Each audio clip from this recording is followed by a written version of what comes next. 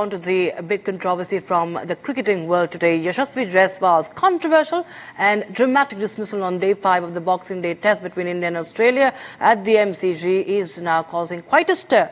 And of course, there is a divided opinion across the cricketing fraternity, across the cricket fans, and the dismissal has proved to be the final nail in the coffin, so to speak, as Australia registered an 184-run victory. Rohit Sharma spoke about the controversial call made by the third umpire and suggesting that such decisions always seem to go against the Indian camp, that India tends to fall on the wrong side of such situations and such decisions. In fact, the BCCI, viewers, has also slammed the umpire on this. Take a listen in first to what Rajiv Shukla of the BCCI had to say.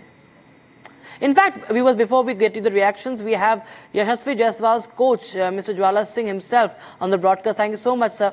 How do you react to this divided opinions that are coming in? Most of, we, of course, here in India, there's a lot of support and a lot of criticism for the decision made by the on-field umpire, so much so that even Rohit Sharma says that one does not know how technology is being used, how umpires decide to use technology. Well, actually, I was there in the stadium that time. I was watching the game in Melbourne. I'm in Australia now. And I think when the ground umpire is given not out, it goes to the DRS. And then after that, the technology played the role of getting batsmen out or not out, where clearly there was the lack of evidence like that he was out or not out. So I think the benefit of doubt should be always given to the batter, because the third umpire decision is totally based on the technology, not based off the human eyes. So I think where there was no proof evidence, because there was no sneakometer there. So I think he should not be given out. And I think because of that decision, the game's tempo has changed. He was playing really well and he was almost very close to the century. And I think from there the things turned and we lost the game. So I think this was a very crucial and controversial decision from the umpire. And if you have technology, you should take advantage of it. If not, then you should not make any kind of decision basis on the prediction. That's what I can say right now. So you feel that the umpire should have gone with what the sneakometer was showing? Yeah, of course. I mean, if you're using the technology and you doesn't have the foolproof technology, you should always give the benefit of doubt to the batter.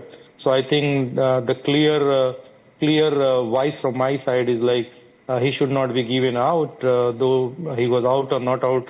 That is a different part. Whether ball hit the gloves or not, that's a different part. But there was no full evidence, and I think that he should not be given out. You feel, do you agree with Rohit Sharma? In fact, he did somewhat try to, douse the fire. He says, to be fair, that he did touch the ball. So he clearly said that the captain himself is saying that he did touch the ball, even if the sneako did not show anything. At the same time, he says that India tends to fall on the wrong side of such decisions.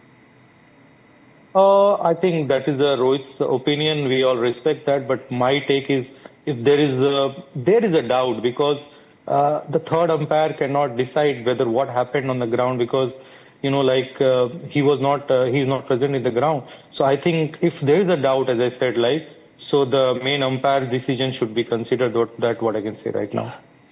And do you feel that there have been situations mostly when the umpires have gone with what the third umpire is showing, what the sneako is showing, and rather than giving the benefit of doubt, this time something extraordinary has happened? Because there was no sneako, I guess, and it was just what third umpire thought, that the ball was deviating some other direction, and he given on his own guts. So that is what umpire's argument or umpire's role is, what umpire thinks. But because I was in the stadium, I was not hearing any television commentary because I was in the crowd. So my first reaction was, if there was a lot of time taken by the ground umpire, then third umpire, then they took the lot of time to decide whether he was out or not out. And so, as cricket law says, that benefit of doubt should go to the batter, and it should have been gone to Yashasvi's way. There's a lot of talk about the deflection Even Irfan Pathan has tweeted saying that there was deflection but nothing on this Nico. The word deflection, what you are witnessing from the naked eye also. If you could help our viewers understand that better, what was the significance of it? Well, when you talk about the third umpire, it is all about technology. So if you're using the technology or if you're relying on the technology, then you have to take it fully. You should not use in halfway, like there should be hotspot or there should be snookermeter, because when if you're seeing something on camera, that is all predictions, So if you're using the technology, that has to be foolproof. That's what I'm to say. He is out or not out, that is a different debate, because there are multiple occasions where the batsman is out and they also get not out. So that is totally umpire's call. But now, end of the day, what I say, now he has been out, so we need to respect the decision of umpire and move forward. And onto the cricket part of it, of course, before I ask you about the performance, but did you speak to Yashasvi, because he was quite animated when he was talking to the umpires before going to the pavilion? Did you speak to him? What was he saying? No. I think not now, because it's just game is finished, so not now. But I can understand his feeling. Somebody is playing on 80s and fighting hard for the country, because this match was very crucial. If there's only one way to draw the match, if Yashasvi could have been there and played another 30-40 runs. So I think he must be very disappointed along the other members of the Indian cricket team and also for the nation. But yes, I think it's a game. You need to take it forward. You need to move ahead and just look another game which is coming ahead in Sydney. How proud of you are? Yashasvi, are you, sir? Because we've seen him growing. He has always been touted as the next big thing, and all throughout this series, when in such difficult situations, he has put up valiant efforts, and even with the banter that has been going on, he's also taking on the Aussies when it comes to the mind games, not just the cricket part of it. Well, I'm very, very proud. I cannot tell you my feeling, because I saw him long back when he was just 12 years of age.